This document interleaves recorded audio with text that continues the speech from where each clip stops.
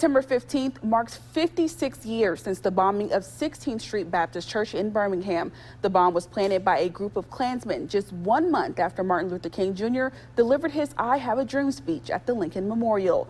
Corner Board sat down with a man in Huntsville who actually lived through that tragic morning. And that's myself. On Sunday, September 15th, 1963, 10-year-old Homer Crawford Koch was in Sunday school, expecting to walk upstairs to service, but instead, he was bombed. I don't hear that boom. It's not like that loud sound like that. But what we did because it seemed like the building was shaking. You know, we felt it shaking on our feet.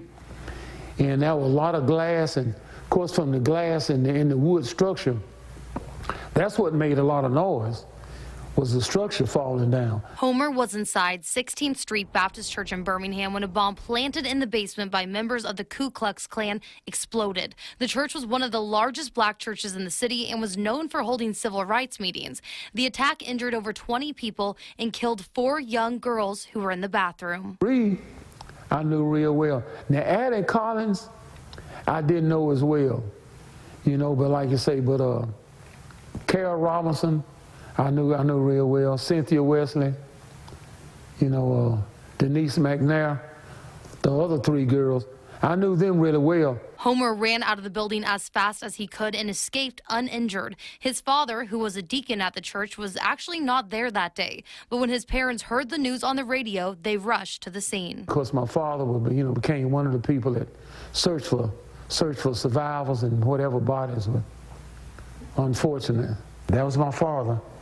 H.D. Koch. He was Homer Daniel, but he always said H.D. stand for Honey Darling. Homer's dad was very involved in the civil rights movement. He was actually an acquaintance of Martin Luther King Sr. and other activists. But even with this knowledge, Homer says as a 10-year-old, it was hard to understand why someone could have so much hatred towards a group of people just because of their color.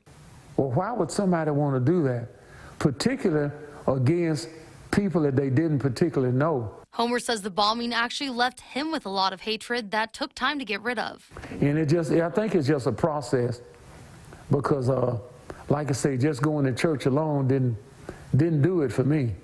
And I thank God that I didn't do things to other people or did anything to myself. Because, you know, you get particular. Even today, Homer says his biggest message is that hatred is always a bad thing, whether it's towards one person or a group of people. Hatred doesn't solve anything because you think about it, hatred really hurts more, I think, the person that commits the crime than people who the crime is being perpetrated against. Say, examine yourself and improve yourself each and every day.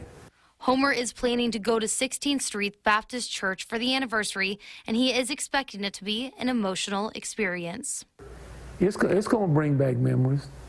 You know, it's going to bring back memories. Dr. Martin Luther King Jr. spoke before thousands of people at the funeral of the 3 of the girls who died in the bombing. This morning, the church unveiled a new exhibit during a memorial observance in Birmingham.